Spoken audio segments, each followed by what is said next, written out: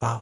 A single word, a signature sound, a symbol of comedies that earned more than $2.3 billion across the globe. Owen Wilson crafted a career out of making audiences laugh without ever looking like he was trying. The laid-back charmer, the effortless improviser, that unmistakable crooked grin that could lift any scene. But in August 2007, right at the height of his fame, something inside him fractured. The spotlight dimmed. Hollywood froze in disbelief. And the man who had made generations laugh was suddenly hospitalized during a crisis no one anticipated. How does the face of American comedy, with more than 80 films to his name, reach such a breaking point? What was unfolding behind that famous wow that nobody caught? And why, nearly 20 years later, does a certain wound remain unhealed? He is the father of 3 children, 2 sons he speaks about with open love, and a young daughter who carries his DNA, his eyes, his smile, yet not his presence. Why? To understand, we have to rewind. Because this story does not begin in Hollywood. It begins in Dallas, inside a home where a young boy discovered that laughter was not only joy, it was survival. Owen Wilson entered the world on November 18, 1968, in Dallas, Texas, into what appeared to be an ideal upper-middle-class household. Educated, artistic, cultured. His mother, Laura Wilson, was a respected photographer whose work captured life's quiet complexity. His father, Robert Andrew Wilson, managed a public television station and embodied intellectual refinement. From the outside, it looked perfect. Inside, it was more complicated. Robert battled depression and bipolar disorder at a time when mental illness was rarely discussed and heavily stigmatized. Some days he was brilliant and warm, filling rooms with humor. Other days he disappeared into silence, retreating into darkness medication could barely contain. As the middle child between Andrew and Luke, Owen learned early that home required emotional navigation. You read the room. You measured the temperature. You knew when to speak and when to disappear. Years later, he would admit quietly, "My dad struggled." And as a kid, you don't understand it. You just feel it. That tension shaped him. Humor became protection. Wit became distraction. The charm the world would one day celebrate was forged as armor.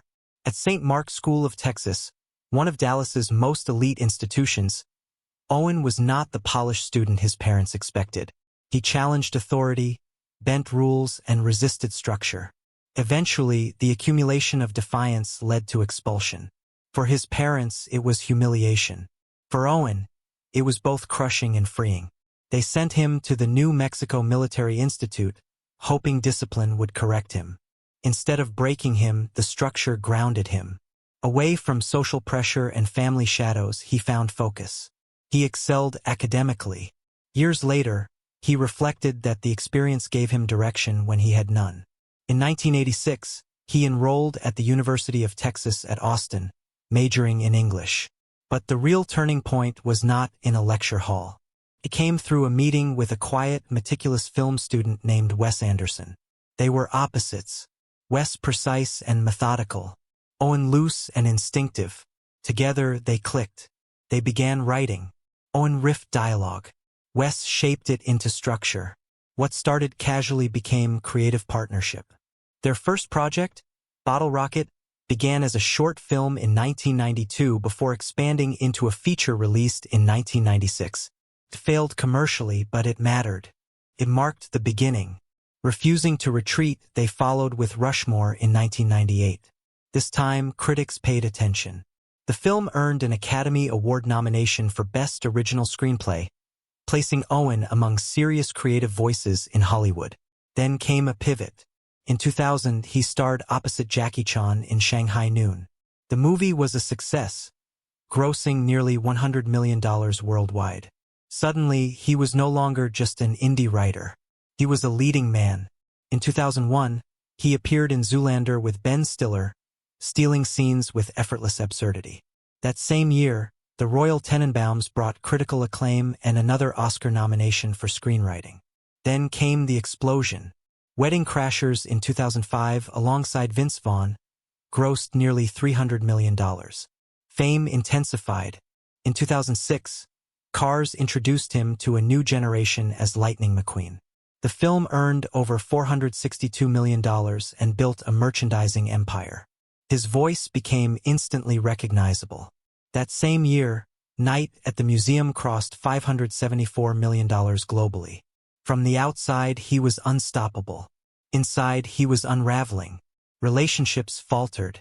His romance with Kate Hudson was passionate but unstable. Depression deepened. Alcohol became less social and more numbing.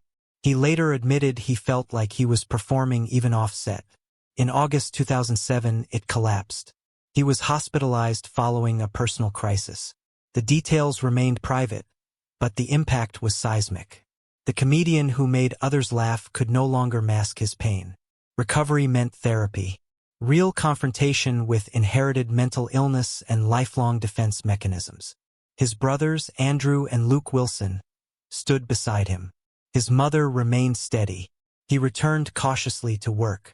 Marley and Me in 2008. Then Midnight in Paris in 2011, directed by Woody Allen. The performance revealed vulnerability audiences had rarely seen. Critics praised his depth. The film grossed over $151 million. He balanced comedy with risk. Inherent vice. No escape. A return to Cars. Then in 2021, he joined the Marvel Universe as Mobius M. Mobius in Loki, produced by Marvel Studios. The role introduced him to an entirely new audience and proved his evolution. But professionally stable did not mean personally resolved. He became a father 3 times. Robert in 2011, Finn in 2014, and in 2018 a daughter, Leia Arana Wilson. While he remained involved in his sons' lives, he has been largely absent from his daughters. He fulfills financial obligations, yet emotional presence remains distant. Those close to him describe guilt, fear, uncertainty about how to bridge the gap. Now in his mid-50s, Owen lives quietly in Malibu. He surfs. He avoids excess. He focuses on his sons. He supports mental health initiatives. His net worth is estimated around $70 million, yet he lives modestly.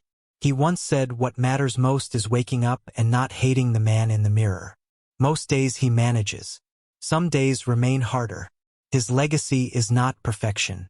It is endurance. He survived the darkness that haunted his father. He reinvented his career. He made millions laugh. He carries regret. He keeps trying. Owen Wilson today is not chasing superstardom. He is choosing balance. He is still working, still surfing, still showing up for therapy, still present for the children who know him, still wrestling with the absence in the life of the one who does not. Fame did not save him. Money did not heal him. What helped was honesty, effort, persistence. His story is not flawless. It is human. If his films made you laugh, or his openness about struggle offered comfort, perhaps that is his greatest contribution. Proof that broken does not mean finished. That survival, imperfect and ongoing, still counts. Behind every smile on screen is a person carrying invisible weight. Be kind. Be patient. And remember, the story does not end at the crisis. It continues. Uneven, unfinished, but alive.